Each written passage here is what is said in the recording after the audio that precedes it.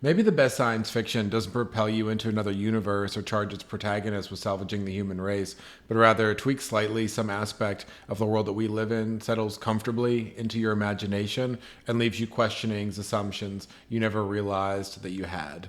That's Ted Chiang.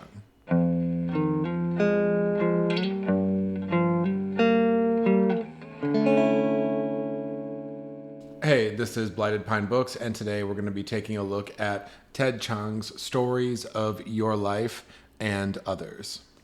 So, on a road trip through Michigan this summer, I had stopped in Ann Arbor and I was camping near Sleeping Bear Dunes. And on my way to Traverse City, I visited this bookstore, Horizon Books, and picked up Ted Chiang's Stories of Your Life and Others, as I had heard from a number of people that Ted Chiang was a really mind-bending author. I don't read a ton of science fiction, but having recently finished a couple works by Cormac McCarthy, I was looking for something that would serve as a palate cleanser. So I wasn't expecting to love it. As I said, I don't read a whole lot of science fiction, but ultimately Chung, he made me a fan of the genre, and I now plan on picking up his second short story collection titled Exhalation, and just ordered another work of science fiction by Octavia Butler. I think it's also worth noting that while I was reading this at a brewery in Chattanooga, a younger guy approached me and was like super elated to see me reading Ted Chiang. He like slapped me on the shoulder and he was like, "Chiang blows my mind. Good on you, man." So yeah, it's cool. There seems to be some enthusiasm around Ted Chiang. So, who is Ted Chiang? So, he's an American science fiction writer who's won a ton of awards for his stories, including 4 Nebula Awards, 4 Hugo Awards, and 6 Locus Awards. These are like science fiction awards, if you're not familiar. He's published 2 story collections, one being Stories of Your Life, and that was published in 2002, and then Exhalation, which was published in 2019. Also, the film Arrival, if you've seen that.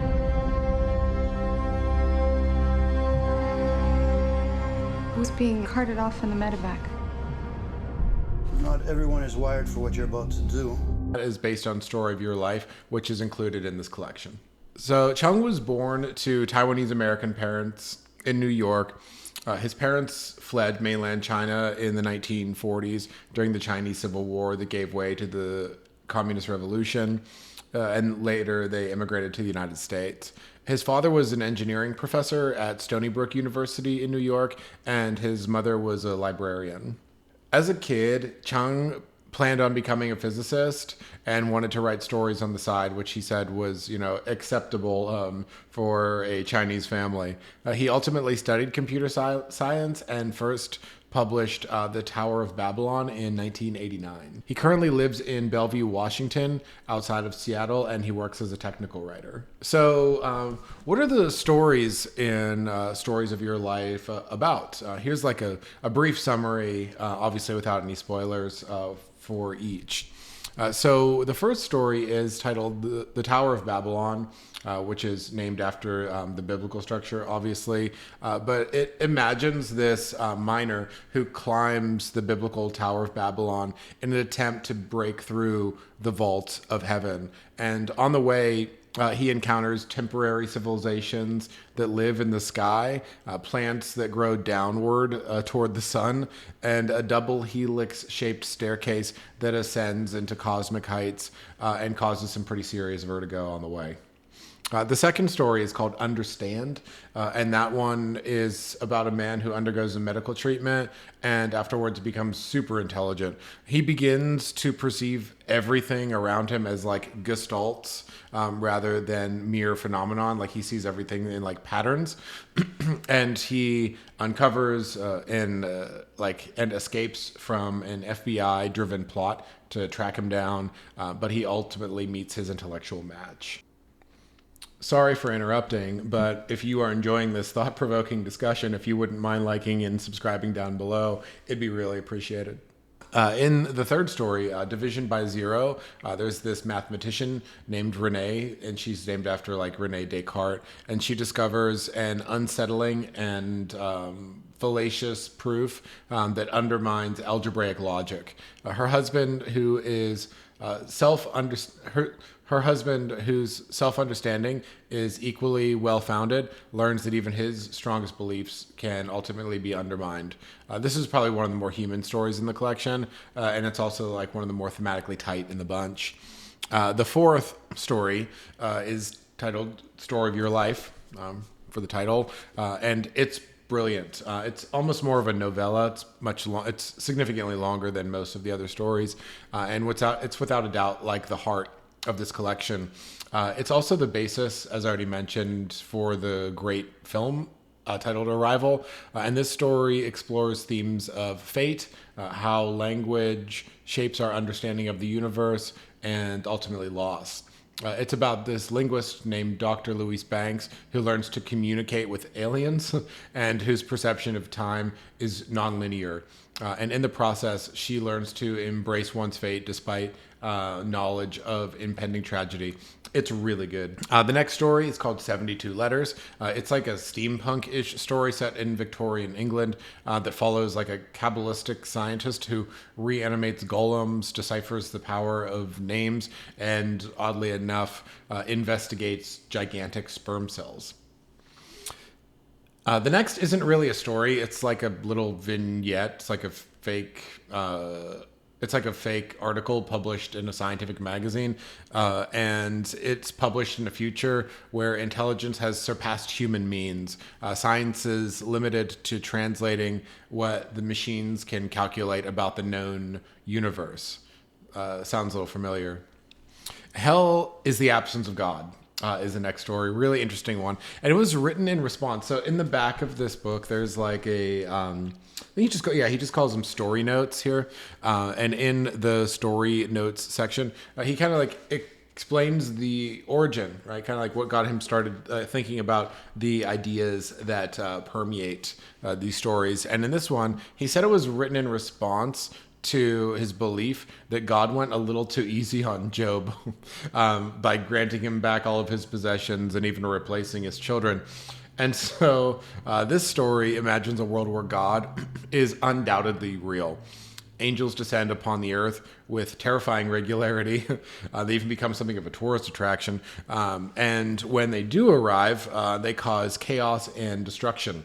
And once they even murdered the protagonist's wife early on in the story. He goes to extreme lengths to find a way to get to heaven to be reunited with his wife. The final story is titled Liking What You See, a Documentary. And this one's really interesting because it's like written as if it's a documentary. It just features a number of interviews with students and professors and executives. And it's takes place in a somewhat futuristic society, could probably happen any day now.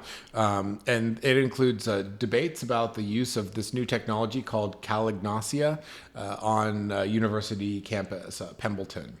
Calignosia, it's a technology that removes one's perception of beauty. Like you can still see other people's faces, but you just don't put them into like tier lists in terms of who's most beautiful to most ugly or whatever. Or as it's known in the story, lookism. Early in the story, Chiang writes that it's like, okay, we've solved all of the other isms, racism, sexism, xenophobia, that kind of stuff. But we still haven't solved the issue of lookism, where we treat people better who are better looking, and we give them more opportunities. So it asks some pretty serious questions about the implications of our evolutionary adaptations, but also about how corporations will utilize technology to shift our perception for monetary gain and power. So I thought it might be helpful, since I kind of walked you through at least what these stories are about, to talk about some of my favorite moments. Because Ted Chiang, he's just such an imaginative writer. That's what's like most stunning about his works. So the first is the shape of the Tower of Babylon itself. So as the miner is climbing. On the third day, the miner's legs had not improved. Hilalum felt like a crippled old man. Only on the fourth day did their legs feel better, and they were pulling their original loads again. Their climb continued until the evening, when they met a second crew of pullers leading empty carts rapidly along the downward ramp. The upward and downward ramps wound around each other without touching, and they were joined by corridors through the tower's body. When the crews had intertwined thoroughly on the two ramps, they crossed over to exchange carts. So whenever I first read that, I was just like, oh, okay, they're just winding. But then I thought, no, there are these two ascending ramps that are spiraling without touching one another, and they meet in the center and adjoining corridors. And I realized, oh, this is like the shape of DNA. And so, without spoiling the story, this is one example of what Chiang does so well. The structure of the tower is also the structure of the story and the structure of the humans who created the tower. So it's like weirdly, cyclically meta in this very sci-fi manner. Chiang's stories are full of these little puzzles where things just like click into place and your mind just goes like poof. It's very cool. It's very cool. Next is what I'm calling the mirrored conclusion of Division by Zero. And for this one, I think I'm gonna have to spoil it. So, as I mentioned in the brief summary, the story is about a woman named Renee whose obsession with disproving mathematics reaches unsettling levels, to the point that her husband Carl decides that he has to leave her. So interestingly, he had once been hospitalized himself when he was younger, and he promised himself that he would never abandon somebody else who was in a similar situation. But he can't help but accept how he feels. He feels distance from his wife. The love is totally evaporated. So he is ultimately like divided by zero when he discovers that the principles underlying his own existence were equally fallacious. So again, this is one of those like type moments where everything just kind of clicks together logically like a puzzle. So each of Ted Chiang's stories on the surface, they look kind of merely speculative, right? Like, can you disprove mathematics? But ultimately he ties them to these deeper human themes, like about how our own self-beliefs can ultimately be undermined. So this story gets at something essential, that we don't know at bottom who we really are, and that our most basic assumptions can easily be invalidated. The next is from Story of Your Life, which is without a doubt my favorite in the collection. And this is about how language shapes our understanding of reality. So it's kind of like language and physics, fate, and our understanding of reality all kind of being brought together. Here's the quote. Chiang writes, "The day when Gary first explained Fermat's principle to me, he had mentioned that almost every physical law could be stated as a variational principle. Yet when humans thought about physical laws, they preferred to work with them in their causal formation. I could understand that. The physics attributes that humans found intuitive, like kinetic energy or acceleration, were all properties of an object at a given moment in time. All these were conducive to a chronological causal interpretation of events, one moment growing out of another, causes and effects creating a chain reaction that grew from past to future.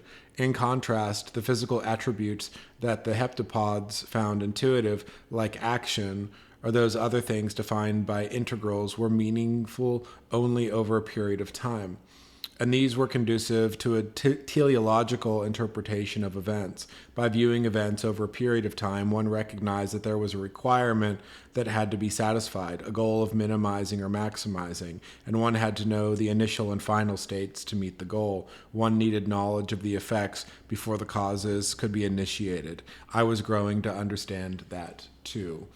So the linguist in the story, Dr. Louise Banks, she slowly learns that her alien subjects, which she interacts with through a two-way looking glass, they use two separate languages, right? One is called heptapod A, the other is heptapod B. Unlike most languages, they're totally separate. The written language is scrawled out in this kind of psychedelic patterns that have no clear beginning or end, but rather like a web of reasoning with no causal chain. Like there's no point A and point B. Everything is pointing back to itself. So she ultimately concludes that their written language is a function of their view of reality, which is also reflected in something called Fermat's principle, which is that the path that light takes between 2 points is one that requires the minimum possible travel time, which implies a teleology or knowledge of beginning and end points. So this story most elegantly connects a non-causal view of the universe with physics and language, but ultimately reveals a heartbreaking revelation about our relationship to those that we love. Even if we know that everything is going to end up in tragedy, we still choose to embrace our path on the way there. It's a really gorgeous story with a really gorgeous message.